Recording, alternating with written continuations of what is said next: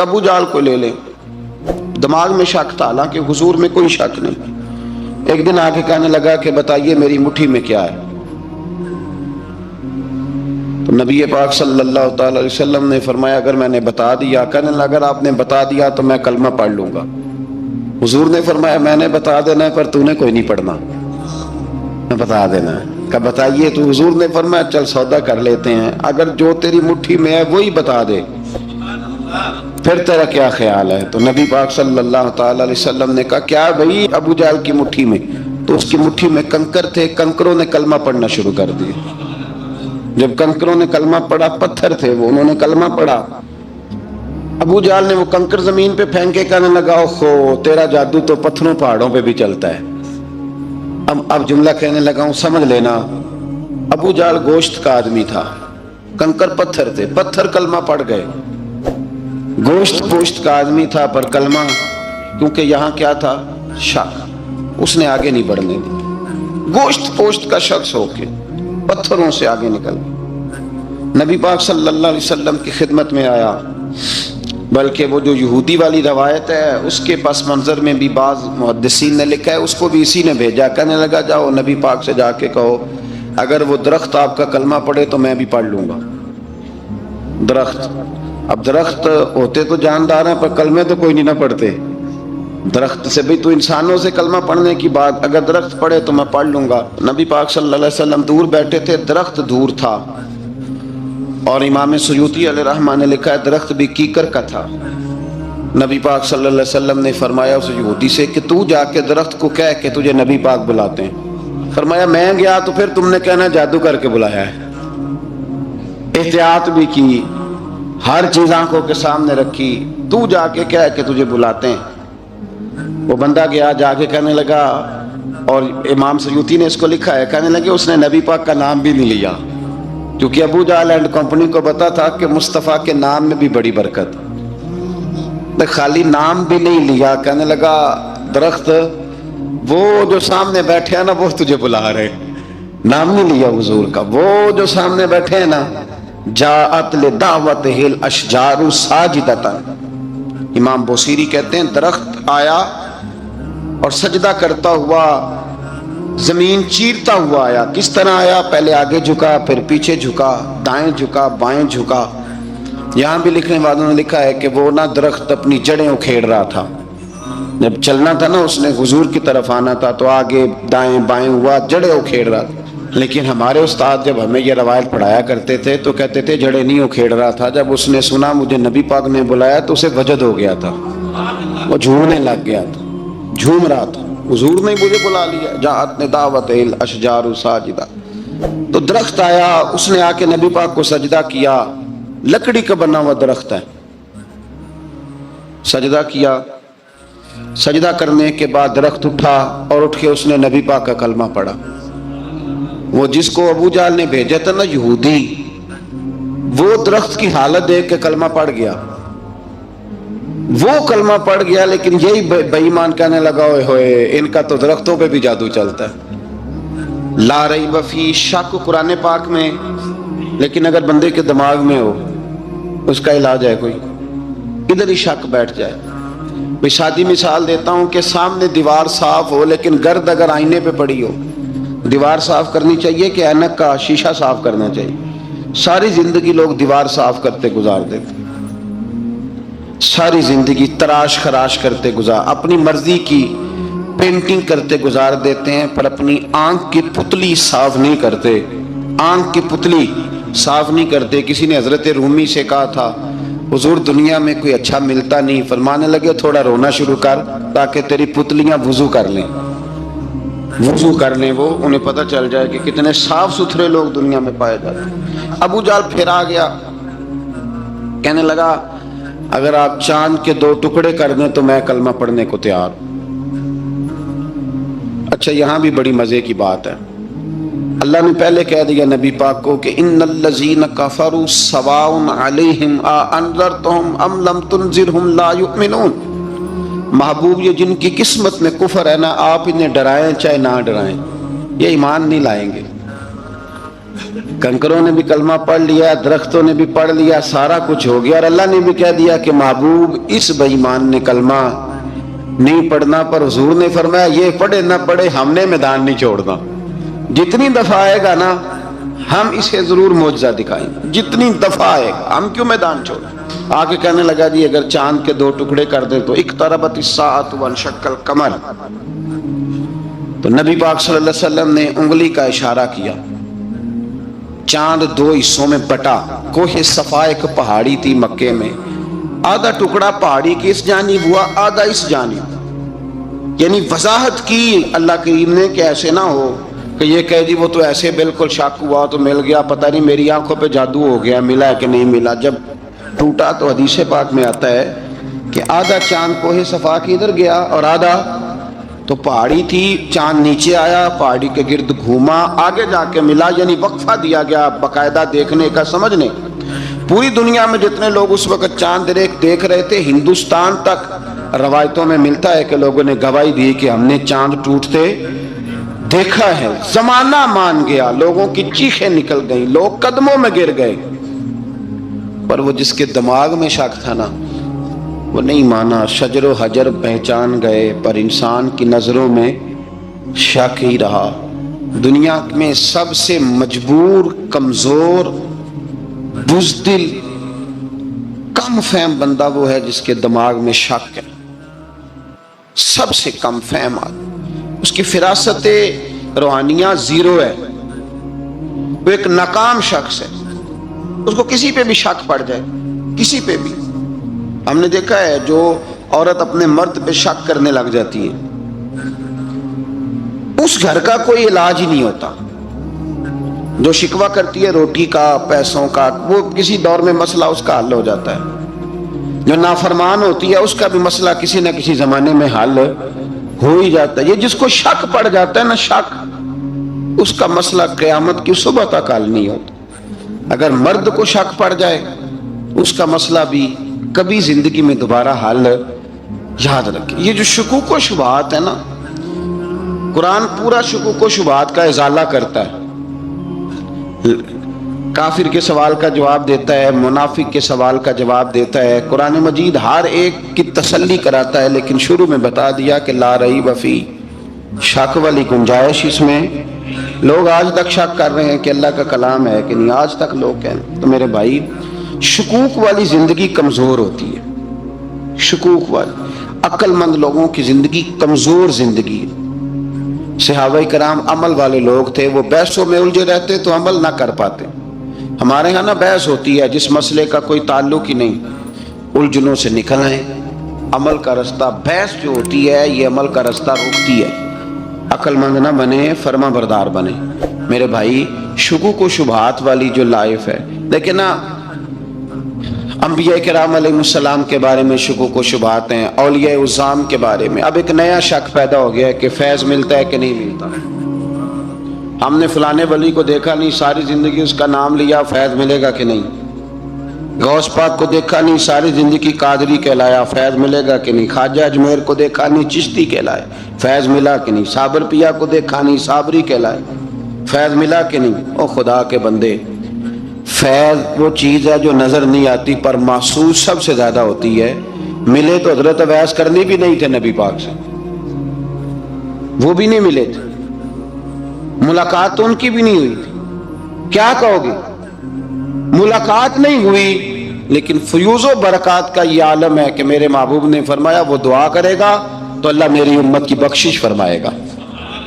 تو آپ ہمارے صوفیاء میں ایک سلسلہ اویسیہ ہے، سلسلہ اویسیہ میں اکثر ملاقات نہیں ہوتی، اکثر نہیں ملاقات ہوتی بغیر دیکھیں نا، آپ جب کسی کا نام جپتے ہیں، جب کسی کا نام لیتے ہیں، جب اسی کا ذکر کرتے ہیں، جب اسی کے تذکرے میں رہتے ہیں تو اللہ تبارک و تعالیٰ کے یہ جو کامل لوگ ہوتے ہیں یہ متوجہ ہو جاتے ہیں، ان کی توجہ ہوتی ہے۔ اور خود سرکار نے فرمایا دو آپس میں محبت کرنے والے، ایک مشرق میں ایک مغرب میں، قیامت کے دن اللہ دونوں کو جنت میں اکٹھا فرما دے گا۔ یہ کیا بات ہوئی کہ ہر بات میں شک کرنا کہ جی وہ فلانے سے ملاقات ہی نہیں ہوئی؟ تو کس طرح بھئی، ملاقات ایک الگ چیز کا نام ہے، ملاقات ایک الگ شے کا نام ہے، اور فیوز و برکات ایک اللہ سے ملاقات ہوئی ہے؟ رزق دیتا ہے کہ نہیں؟ زندگی دیتا ہے، ساری چیزیں دیتا ہے، تو ملاقات تو کوئی نہیں کرتا۔ تو اس لیے ہر چیز کو ٹھیک ہے، وہ جو جگہ جس جگہ پہ جو بات ہے اس کو وہاں رہنا چاہیے، لیکن یہ شکوک ہیں، ان سے باہر نکلیں، ان سے باہر آئیں۔ اولیاء اللہ کا جو فیضان ہے، ان کی جو محبت ہے، ان کے جو طریق، حضرت سلیمان بن بشار رحمت اللہ علیہ بزرگ گزرے ہیں، وہ کہتے ہیں میرے پاس، میں بڑا خوبصورت تھا جوانی میں، دین کی تھوڑی سی خدمت کرتا تھا، تو ایک عورت آ گئی، اس عورت نے میرے ساتھ کچھ مجھ سے مانگا، مطالبہ کیا، تو میں نے کہا کوئی بھکارن ہے۔ میں نے جب اس نے نقاب اوڑھا ہوا تھا، جب میں نے اس کی طرف پیسے دینے کے لیے، خیرات دینے کے لیے کچھ چیز بڑھائی، تو اس نے چہرے سے کپڑا ہٹایا، میں نے نظر جھکا لی، کہنے لگی سلیمان میرا رنگ روپ تو دیکھ، میں کتنی خوبصورت ہوں، میں تیری محبت میں گرفتار ہو گئی، خدا را میں اپنے آپ کو تیرے حوالے کرتی ہوں۔ آپ فرماتے ہیں جب اس کے نیت اور ارادے میں اور لفظوں میں میں نے فطور دیکھا، تو میں استغفر اللہ پڑھتا وہاں سے بھاگ گیا، اتنا دوڑا کہ میں بصرہ سے باہر نکل گیا، شہر سے ہی باہر آ گیا، عورت سے دوڑ رہا ہے، مرد، نوجوان، خوبصورت۔ فرماتے ہیں عشاء کی اذانیں ہو رہی تھی، نماز پڑھ کے میں مسجد میں سو گیا، تو مجھے حضرت یوسف علیہ السلام کا دیدار ہوا۔ جناب یوسف کہتے ہیں میں حضور کا غلام اور غلاموں کا غلام اور صدیوں بعد کا غلام، تو جناب یوسف علیہ السلام میری خواب میں آئے اور کہنے لگے اٹھ جوان، میرے سینے سے لگ، یار تو نے تو نبی پاک کا امتی ہو کے وہ کام کیا ہے جو میں نے نبی ہو کے کیا تھا۔ اب کام حضرت یوسف والا کیا تھا نا، تو صدیوں اور سالوں اور مہینوں کا فاصلہ بن سکا، تو وہ آ گئے۔ مسئلہ یہ ہے کہ شکوک و شبہات والی زندگی نقصان دیتی ہے۔ حضرت ہمارے سلسلہ مقدسہ میں ایک سلسلہ الویہ ہے جو اعلیٰ حضرت فاضل بریلوی کو حاصل تھا، شاہ عبدالعزیز صاحب محدث دہلوی رحمۃ اللہ تعالیٰ علیہ نے بڑا لکھا مولا علی کی شان پہ، حضرت علی پہ کلام، ان کا ذکر، ان کے تذکرے اس قدر فنا ہو گئے کہ ہر وقت ذکر علی کرتے۔ فرماتے ہیں مجھے خواب میں حضرت علی کا دیدار ہوا، انہوں نے مجھے بیعت فرمایا اور مجھے اپنے سلسلہ مبارکہ میں اجازت دی۔ تو شاہ صاحب رحمت اللہ علیہ فرمایا کرتے تھے کہ میں نے بہت کم لوگ ہیں جن کو پھر ان میں بیعت فرمایا جاتا ہے، تھوڑے چند لوگ، اور ان کو سلسلہ مبارکہ میں اس میں چند لوگ ہیں۔ اعلیٰ حضرت کے بعد شاہ علیہ رسول ہے، شاہ علیہ رسول کے بعد شاہ عبدالعزیز محدث دہلوی، وہ ڈائریکٹ مولا علی شیر خدا سے بیعت۔ تو مطلب یہ ہے کہ کام شکوک و شبہات سے نکلیں۔ قرآن نے کہا لا ریب فیہ، قرآن میں شک البتہ وَإِن كُنتُمْ فِي رَيْبٍ مِّمَّا نَزَّلْنَا عَلَىٰ عَبْدِنَا، بندے کچھ شک کرتے ہیں، اگر انہیں شک ہو تو وہ اس طرح کریں کہ فَأْتُوا بِسُورَةٍ مِّن مِّثْلِهِ، پھر اس کی مثل ایک صورت لے کے آئیں، اور وَادْعُوا شُهَدَاءَكُم مِّن دُونِ اللَّهِ إِن كُنتُمْ صَادِقِينَ، سارے بے شک اپنے حمایتی بلا لیں اگر وہ سچیں۔ شک والی دنیا سے باہر نکل آئیں، حقیقت والی دنیا کو قبول کریں۔ شکوک و شبہات کا ازالہ نہیں ہوتا، شک دوسرے شک کو جنم دیتا ہے، نقص دوسرے نقص کو جنم دیتا ہے، غلطی دوسری غلطی کو جنم دیتی ہے۔ اور انسان جب تک شکوک کی، میں نے آپ کو کہہ دیا کہ ہر گھر بس سکتا ہے، ہر گھر، ہر عورت کے صحیح ہونے کی امید ہوتی ہے، پر جس بی بی کو اپنے خاوند کے کردار پہ شک ہو وہ بی بی کبھی مطمئن نہیں ہوتی۔ ہر گھر بس جاتا ہے، لیکن جس خاوند کو اپنے بیوی کے کردار پہ شک ہو جائے اس کا کبھی اس کے ساتھ سلوک مخلصانہ۔ شکوک والی زندگی بیماروں کی زندگی ہے، شکوک والی زندگی بیماروں کی زندگی، کمزوروں کی زندگی، بزدلوں کی زندگی۔ اس لیے حقیقت والی چیز جب تک آپ کے پاس کوئی چیز کلیئر ہو کے نہیں آتی، شریعت اسلامیہ نے بہتان کی سزا رکھی ہے 80 کوڑے، پتہ ہے آپ کو؟ جس نے ایسے ہی بہتان لگا دیا، دلیل ہی کوئی نہیں، ایسے ہی کہہ دیا کہ جی وہ مجھے شک کیا، جی انہوں نے ایسے کیا، فرمایا اسے کوڑے مارو۔ شک کی بنیاد پر بہتان ترازی کرتا ہے، کوڑے کی سزا رکھی، 80 کوڑے مارو اس ظالم کو۔ یہ شک کر رہا ہے اس کو، جب اس کے پاس دلیل ہی کوئی نہیں۔ یہاں بڑے بندے ہیں بات کر دیتے ہیں، کہتے ہیں جی وہ ایسا ہوا ہوگا، میں نے ایسا دیکھا تھا، ہوگا، کیا تھا، ممکن ہے۔ تو یہ شکوک ہے۔ اس شکوک، یہ سامنے والے کا کچھ بھی نہیں بگڑتا، اس بیچارے کا کیا بگڑنا ہے۔ یاد رکھیں بڑی خوبصورت بات یہاں حضرت عبداللہ ابن مسعود کی، آپ فرمایا کرتے تھے جب کسی بندے پر بندے شک کرتے ہیں اور ناجائز شک کرتے ہیں، اللہ اس کی عزتوں میں اضافہ فرما دیتا ہے۔ اللہ اسے شانیں عطا کرتا ہے اپنی زندگی کو بیماریوں سے نکالنے. یہ روحانی بیماری ہے شک، اس سے باہر آنا. یہ ظلم ہے، اولیاء پہ بھی شک، صوفیاء پہ بھی شک، علماء پہ بھی شک، ہر بندے پہ شک، کوئی صحیح نہیں، سارے غلط، میں اکیلا صحیح. اس شک سے باہر آ جائیں. یہ نفسیاتی مریض بنا دے گا، بے سکون کرے گا، بے قرار کرے گا. اللہ تبارک و تعالیٰ نے نا ہمارے محبوب کریم علیہ السلام کو دنیا میں بھیجا تو فرمایا یا ایھا الناس قد جاءکم برہان من ربکم، اے لوگو تمہارے پاس تمہارے رب کی دلیل آ گئی. اللہ تبارک و تعالیٰ نے محبوب پاک علیہ السلام کو سراپا دلیل بنا کے بھیجا. باقی انبیاء کرام علیہم السلام کے پاس بھی اپنی نبوت کے دلائل کے طور پر بے شمار معجزات تھے، اور حضور کریم علیہ السلام کے تو پورے وجود کو ہی اللہ نے معجزہ بنایا. اور نبی پاک صلی اللہ تعالیٰ علیہ وآلہ وسلم کی نبوت کی دلیلیں، حضور کے رسالت کے مستحکم دلائل جگہ جگہ آپ کو ملیں گے. سب سے پہلی چیز تو یہ سمجھنے والی ہے کہ نبی پاک علیہ السلام نے جس چیز کو سب سے پہلے اپنی نبوت کی دلیل کے طور پر بیان فرمایا وہ حضور کا کردار ہے، سیرت ہے، عمل ہے، حضور کا لوگوں کے ساتھ رویہ ہے. نبی پاک علیہ السلام کی تبلیغ کے 3 دور ہیں. ایک تو حضور نے اپنے قول سے تبلیغ فرمائی، وہ 40 سال کی عمر سے محبوب نے اعلان فرمایا اور تبلیغ کی. اور ایک نبی پاک صلی اللہ تعالیٰ علیہ وسلم بالواسطہ حضور کی تبلیغ ہے جو آج تک جاری ہے. امت کے علماء، مشائخ، مبلغین حضور کے دین کو آگے پھیلا رہے ہیں، تو دراصل یہ بھی تبلیغ رسول پاک علیہ السلام ہی کی تبلیغ. اور ایک حضور کی تبلیغ کا دور ہے حضور کی پیدائش سے لے کر ولادت مبارکہ سے لے کر حضور علیہ السلام کے اعلان نبوت تک. اس دوران نبی پاک نے جو تبلیغ فرمائی ہے وہ اپنے کردار سے فرمائی. عرب کا وہ معاشرہ جو بڑا میلا کچیلا گدلا ہو چکا تھا، جس کے اندر سراسر مادہ پرستی کا زور تھا، جس کے اندر لوگ انسانوں کی خرید و فروخت کرتے تھے، جس کے اندر بیٹیوں کو زندہ دفن کر دیتے تھے، جس کے اندر جو آدمی جتنا زیادہ مضبوط ہوتا تھا اتنا زیادہ لٹیرا بن جاتا تھا، اس معاشرے کے اندر رسول کریم علیہ السلام نے 40 سال گزارے. اور اس طرح گزارے کہ جو بیگانے بھی تھے وہ بھی کہا کرتے تھے یہ صادق ہے، یہ امین ہے. اور جب حضور نے اعلان نبوت کیا تو فرمایا، یہ قرآن مجید کے لفظ ہے، فرمایا فَقَدْ لَبِثْتُ فِيكُمْ عُمَرًا مِّن قَبْلِهِ أَفَلَا تَعْقِلُونَ، میں تمہارے بیچ عمر کا ایک حصہ گزار چکا ہوں، تمہیں عقل نہیں ہے، شعور نہیں ہے. نبی کریم علیہ السلام نے اپنے کردار کو، اپنے عمل کو اپنی نبوت کی دلیل کے طور پر بیان فرمایا. وہ تو حضرت حلیمہ بھی فرماتی ہیں نا، جب نبی کریم علیہ السلام کو اپنے گھر لے گئی تو میرا اپنا بچہ بھی دودھ پیتا تھا، 2 میرے بیٹے ہو گئے، ایک میری یہ نسبی اولاد اور حضور میری رضائی اولاد. تو کہتی ہیں جب میں کریم محبوب علیہ السلام کو اپنے سینے سے لگاتی تھی تو حضور میرے ایک پستان سے دودھ پیتے تھے اور دوسرا اپنے بھائی کے لیے چھوڑ دیا کرتے. یہاں سے رسول کریم علیہ السلام نے کردار کے ذریعے تبلیغ اور پھر اعلان نبوت سے پہلے ایک تنظیم عرب کے جوانوں پر، عرب کے سرداروں پر مشتمل بنائی گئی، جس میں نبی کریم علیہ السلام نے بڑا حصہ لیا سرکار نے، اور بڑے اہم لوگوں کو شعور حضور نے عطا فرمائے. وہ اس جماعت کا فیصلہ تھا کہ ہم سارے جوان، سارے بڑے لوگ ملیں گے. یہ حضور کے اعلان نبوت سے پہلے کی بات ہے. ہم بڑے لوگ ملیں گے، کسی بڑے کو کسی چھوٹے پر ظلم نہیں کرنے دیں گے، کسی آدمی کو کسی غریب کا حق نہیں کھانے دیں گے. حضور علیہ السلام نے نا اپنی کردار سے، اپنے عمل سے،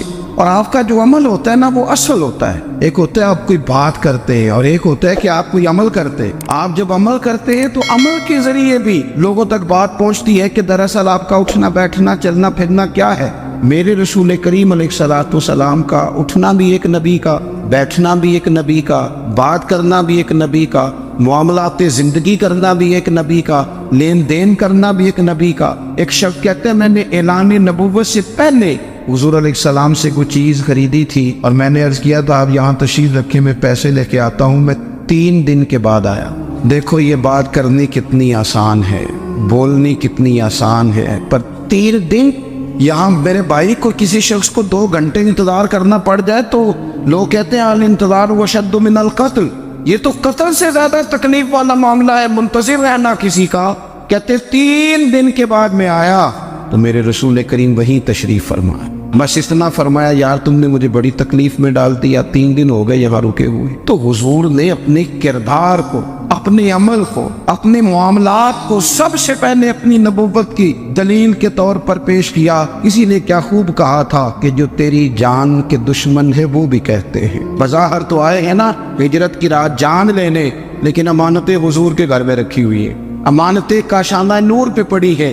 وہ جو تیری جان کے دشمن ہے وہ بھی کہتے ہیں کہ امین تو ہے اور صداقت کی آبرو تو ہے۔ تو پہلے کردار، پھر دوسری بات، اللہ تعالیٰ نے اپنے محبوب علیہ الصلوۃ والسلام کو اپنا مطلق نائب بنا کر، اپنا محبوب اعظم بنا کر، ویسے ہی سارے انسانوں کے بارے میں کہا وَإِذْ قَالَ رَبُّكَ لِلْمَلَائِكَةِ إِنِّي جَاعِلٌ فِي الْأَرْضِ خَلِيفَةً، میں زمین میں اپنا نائب بنانے والا ہوں۔ لیکن حضور علیہ السلام تو محبوب ہے نا، حضور کی نیابت تو محبوبیت کے درجے پر فائز ہے۔ تو رسول پاک کو رب کریم نے اس طرح کا بنا کے بھیجا کہ حضرت عبداللہ ابن رواحہ رضی اللہ تعالیٰ عنہ بیان فرماتے ہیں کہ اگر حضور کوئی معجزہ نہ بھی دکھاتے، نبی کریم علیہ السلام سے کوئی اعجاز لوگ نہ بھی دیکھتے، تو محبوب کا تو چہرہ ہی اس طرح کا تھا، لوگوں نے دیکھتے جانا تھا اور کلمہ پڑھتے جانا تھا۔ لیکن باوجود اس کے میرے رسول پاک کا اعجاز یہ ہے، کمال یہ ہے کہ حضور کبھی اشارہ کر دیں تو چاند دو ٹکڑے ہو جائے، کبھی دعا مانگ دیں تو ڈوبا ہوا سورج واپس آ جائے،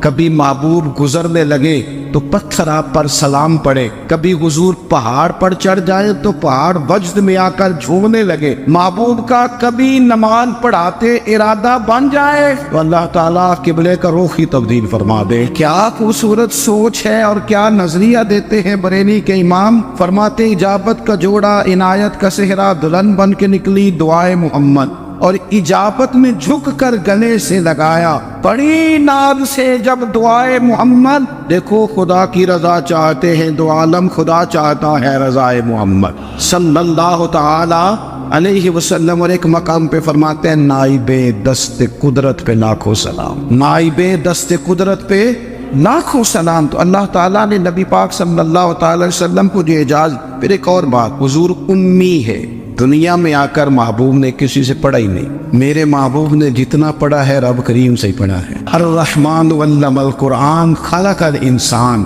رحمان نے قرآن سکھایا پھر انسان بنایا۔ اللہ تبارک و تعالیٰ کی بارگاہ کرم سے حضور نے لیا، رسول کریم امی ہے، یہ بھی حضور کی نبوت پر ایک بڑی دلیل۔ دیکھو ایک ہوتا ہے کوئی آدمی بچپن سے ہی کسی چیز سے شغف رکھے اور جب اس کی عمر بڑی ہو جائے تو کہتے ہیں اس کا تجربہ بڑا ہو گیا، یہ پہلے کچھ شعر کہتا تھا، کوئی ادبی جملہ کہتا تھا، تو اب اس کی یہ کام کرتے کرتے عمر بڑی ہو گئی ہے تو رسوخ حاصل ہو گیا۔ 40 سال کی عمر مبارک تک نبی کریم نے ایک شعر بھی نہیں کہا۔ حضور علیہ الصلوۃ والسلام نے کبھی کوئی ایسی بات، ویسے تو حضور کی ہر بات حکمت والی، لیکن جس کو عرب کے لوگ اپنے لہجے میں شاعری یا اپنے لہجے میں ادب کہتے تھے، وہ حضور نے بیان نہیں فرمایا۔ لیکن جب 40 سال کی عمر میں اعلان نبوت کیا تو پھر بڑے بڑے فصیح و بلیغ، بڑے بڑے سیانے طفیل بن عمر کہتے ہیں کہ اس شخص کو بھی میں نے دیکھا جسے بڑا ناز تھا اپنی فصاحت اور بلاغت پر، اور جب وہ حضور کے پاس آیا اور اس نے آ کے کچھ باتیں کی تو محبوب خاموشی سے سنتے رہے، اور جب وہ چپ کر گیا تو میرے کریم نے صرف سورہ فاتحہ پڑھی۔ کبھی اٹھتا تھا، کبھی بیٹھتا تھا، کبھی غور کرتا تھا، کبھی دائیں جاتا تھا، کبھی بائیں جاتا تھا، پھر کہنے لگا بتاؤ نا کلام کس کا ہے؟ فرمایا اس رب کا، اس رب کا، اس رب کا جس کا میں رسول بن کے آیا ہوں۔ نبی کریم صلی اللہ تعالی علیہ وسلم امی ہے، لیکن حضور نے کائنات کے رازوں سے پردے ہٹا دیے، نبی کریم نے جینے کے سلیقے بتا دیے، حضور نے ہر شخص کو اس کے مقصد حیات سے آگاہ کر دیا۔ نبی کریم علیہ السلام نے وہ فلسفہ حیات بیان کیا کہ لوگوں کو صرف جینے میں مزہ نہیں آیا، مرنے میں بھی مزہ آنے لگا۔ لوگ آگے بڑھ بڑھ کے جانیں پیش کرنے لگے، اپنی اولادیں قربان کر، جو فلسفیوں سے کھل نہ سکا اور نقطہ بروں سے حل نہ ہوا، وہ راز ایک طیبہ والے نے بتلا دیا چند اشاروں میں۔ محبوب کریم امی ہیں، لیکن حضور نے اس طرح دنیا کو سکھایا، اس طرح دنیا کو پڑھایا، اس طرح حضور نے علم کے چراغ اور دیپ روشن کیے کہ قیامت تک جسے روشنی ملے گی نا، اسے صرف دروازہ مصطفیٰ سے ملے گی، اسے رسول کریم علیہ السلام کے در دولت سے ملے۔ کچھ لوگوں نے کہا کہ اپنے پاس سے آیات بنا کے لاتے، اپنے گھر میں بیٹھ کے دعوے کر لینا تو کوئی مشکل کام نہیں نہ ہوتا، سارے لوگ ہی کر لیتے، بلکہ وہ ہمارے ایک بزرگ کہا کرتے تھے خیالی پلاؤ پکائیے کہ وہ کدے بھی کاٹ نہ پائیے، کیونکہ کون سا پیسوں کا ڈال رہے ہیں، وہ زیادہ ڈالیں اور زیادہ ڈالیں۔ بہت سارے لوگ ہیں آج بھی، کچھ لبرل ہیں بیچارے، کچھ دین بیزار طبقہ ہے، وہ کہتے ہیں جناب ہمیں تو جدید باتیں بتائیں، ہمیں تو نئے اسلوب کے مطابق لے کے چلے ہمیں تو او بھائی سن، میرے نبی پاک علیہ السلام نے فرمایا میرا قرآن کبھی پرانا نہیں ہو، اسے پڑھ کے دیکھ، اس کی جدت کا حسن دیکھ، یہ تو کھلا ہوا باغ ہے، تو ایک دفعہ اس کے قریب آئے گا تو خوشبو ملے گی، دوسری دفعہ آئے گا تو اس سے زیادہ تازی ملے گی، ایک دفعہ پھل کھائے گا تو مزیدار ہوگا، دوسرا کھائے گا ہو سکتا ہے شکل ملتی جلتی ہو لیکن ذائقہ بڑا نرالا ہوگا۔ تو تو صحیح نا، جب کچھ لوگوں نے کہا یہ خود سے بنا کے آیات لاتے ہیں تو فرمایا وَإِن كُنتُمْ فِي رَيْبٍ مِّمَّا نَزَّلْنَا عَلَىٰ عَبْدِنَا فَأْتُوا بِسُورَةٍ، اگر تمہیں کوئی شک ہے اس میں جو ہم نے اپنے بندہ خاص میں نازل کیا ہے تو تم بھی اس جیسی ایک آیت بنا کے لاؤ۔ اور چلو چیلنج کھلا دے دیا، فرما وَادْعُوا شُهَدَاءَكُم مِّن دُونِ اللَّهِ، اللہ اور اللہ والوں کو چھوڑ دو، تفسیری ترجمہ عرض کر رہا ہوں، یعنی صحابہ کو چھوڑ دو، حضور کے ماننے والوں کو چھوڑ دو، باقی ساری دنیا کے کافر اکٹھے ہو جاؤ، ایک آیت بس قرآن جیسی لے کے آؤ، ایک آیت لے کے آؤ، ان کنتم صادقین، اگر تم سچے ہو۔ جوانوں سنو، کہا ایک آیت، اور یہ چیلنج آج تک قرآن مجید کا موجود ہے، آج تک وَإِن كُنتُمْ فِي رَيْبٍ مِّمَّا نَزَّلْنَا عَلَىٰ عَبْدِنَا فَأْتُوا بِسُورَةٍ مِّن مِّثْلِهِ، تم قرآن کے مقابلے کی ایک صورت لے کے آؤ اور سارے حمایتی اکٹھے کر لو اپنے، ان کنتم صادقین، اگر تم سچے ہو۔ جواب تو ادھر سے آنا تھا نا، لیکن کائنات کے رب نے جواب بھی خود دیا، فرمایا فَإِن لَّمْ تَفْعَلُوا وَلَن تَفْعَلُوا، اگر تم نہ لا سکے، اور فرمایا تم لا سکتے بھی نہیں، نہ خنجر اٹھے گا نہ تلوار تم سے، یہ بازو میرے آزمائے ہوئے، وَلَن تَفْعَلُوا، تم لا بھی نہیں سکتے، فَاتَّقُوا النَّارَ الَّتِي وَقُودُهَا النَّاسُ وَالْحِجَارَةُ، پھر اس آگ سے ڈر جاؤ جس کا ایندھن آدمی اور پتھر ہے، اُعِدَّتْ لِلْكَافِرِينَ، بنائی کافروں کے لیے، مومنوں کے لیے تو رب نے جنت بنائی ہے، اُعِدَّتْ لِلْكَافِرِينَ، یہ دوزخ اللہ نے کن کے لیے بنائی ہے؟ اُعِدَّتْ لِلْكَافِرِينَ، کہتا ہے کافر کے لیے بنایا۔ تو اللہ تبارک و تعالیٰ نے میرے رسول پاک صلی اللہ تعالیٰ علیہ وسلم کو وہ کتاب عطا فرمائی، اور پھر حضور کی فصاحت و بلاغت، معرفت، دیکھو ایک ہوتا ہے گھنٹوں باتیں کرنا، ایک ہوتا ہے کئی والیم پر مشتمل، کئی جلدوں پر مشتمل کتب کا لکھنا، اور ایک ہوتا ہے کسی بندے کا ایک بات کرنا اور سامنے والے کی طبیعت کو اتنا جگا دینا کہ اگلی بات فوراً ہی اس کی سمجھ میں آ جائے۔ اور حضور نہ کسی کی انا کو نہیں جگاتے، ہم بعض اوقات کسی سے خطاب کرتے ہیں، بات کرتے ہیں تو سامنے والے کی انا کو جگا دیتے ہیں، ٹھیس پہنچاتے ہیں، وہ کہتا چل پھر تگڑا ہو جائے میں بھی آیا۔ حضور انا نہیں جگاتے تھے، میرے نبی پاک ضمیر جگاتے تھے تاکہ وہ شخص فیض حاصل کر سکے، اسے کچھ ملے۔ نبی کریم کا جو انداز تکلم ہے وہ اس طرح کا ہوتا تھا کہ انسان خود بخود کھل اٹھتا تھا کہ مطلب یہ بات ہونے کیا لگی ہے، مطلب حضور کیا فرمانے لگے۔ نبی کریم صلی اللہ تعالی علیہ وسلم ایک دن محبوب کریم نے صحابہ کے دیے حضور کی فصاحت و بلاغت دیکھے، فرمایا محبوب نے کتنا نادان ہے وہ شخص جو اپنے ماں باپ کو گالی دے۔ کھلی ہو گئی لوگوں کی آنکھیں، کان کھڑے ہو گئے کہ یا رسول اللہ کون ایسا بدبخت ہے جو ماں باپ کو گالی دے گا۔ اب جب سوالات ذہنی سطح پر پوری طور پر ابھر گئے نا، تو اب رسول کریم نے بات سمجھائی، یہ ہے فصاحت و بلاغت، تیرے آگے ہے یوں دبے نچے۔ فصحا عرب کے بڑے بڑے، کوئی جان منہ میں زبان نہیں بلکہ جسم میں جان نہیں۔ یا رسول اللہ کون ایسا نالائق ہے جو ماں باپ کو گالی دے؟ اب جب ذہنی سطح یہاں تک ابھر آئی تو اب حضور نے سمجھایا، اور میں جب تم کسی کے ماں باپ کو گالی دو گے نا تو وہ بھی تو جواب میں تمہارے ماں باپ کو دے گا نا، تو فی نفس ہی یہ تم نے خود ظلم کیا ہے اپنے ماں باپ۔ کیوں تم نے ایسا لہجہ اختیار کیا کہ جس سے سامنے والے کی انا جاگ جائے اور تمہارے مقابلے میں آ کر کے کھڑا ہو جائے؟ کیوں تم نے اس طرح کے انداز اختیار کیے کہ جس سے سامنے والا بھی سارے پنجے کھڑے کر کے باہر نکل آئے کہ آ جاؤ پھر میں بھی میدان میں حاضر ہوں؟ رسول کریم کی فصاحت بلاغت دیکھیں نا، حضور 2-4 جملوں میں ساری بات سمجھا جاتے۔ ایک حدیث پاک اگر ہماری سمجھ میں آ جائے، ایک روایت، نبی پاک صلی اللہ تعالی علیہ وسلم نے فرمایا خوبصورت مسلمان وہ ہے جو بے مقصد باتوں کو چھوڑ دے۔ لو اس سے پوری زندگی سجائی جا سکتی ہے، ایک جملے سے، کوئی لمبی چوڑی باتوں میں جانے کی ضرورت نہیں۔ کہا خوبصورت مسلمان یہ ہے جو بے مقصد باتوں کو چھوڑ دے، لا یعنی باتوں کو، کیا کہتے ہیں ہمارے دیہات کے لوگ، جڑے پنڈ جانا نہیں اودا راہ پوچھنے دی، لیکن آج کل لوگ باز آندے، یعنی جس بات کا بالکل تعلق نہیں نا وہ بات بھی کرتے جاتے، جس کا شعبہ ہی نہیں وہ بھی چھلانگ لگا کے اس میں آ جاتا ہے۔ ہم اپنا وقت ضائع کرتے، اپنی صلاحیتیں ضائع کرتے، اپنا نقصان کرتے، ہم اپنا کام صحیح کر کے نہیں کرتے اور دوسری ساری دنیا کو ٹھیک کرنا چاہتے ہیں۔ وہ بھائی آپ جس جگہ جس شعبے سے تعلق رکھتے ہیں آپ اپنے معاملات میں مضبوطی پیدا کریں۔ حضور نے اپنی فصاحت کے ساتھ، بلاغت کے ساتھ لوگوں کو قائل کیا، اور قرآن مجید کی تاثیر کا یہ اثر میرے کریم رسول نے دکھایا کہ رات کو جب حضور بیٹھ کے قرآن پاک پڑھتے تھے نا، جب یاسین والے نبی خود یاسین کی تلاوت کریں، جب طٰہٰ والے محبوب خود طٰہٰ کی تلاوت کریں، غور کرو نا، جب مدثر والے محبوب خود ان جملوں کو ادا کریں، یعنی جن کی اگر آپ کو یہ ویڈیو پسند آئے تو ہمارے چینل محفل ذکر کو لائک اور سبسکرائب ضرور کریں۔ شکریہ۔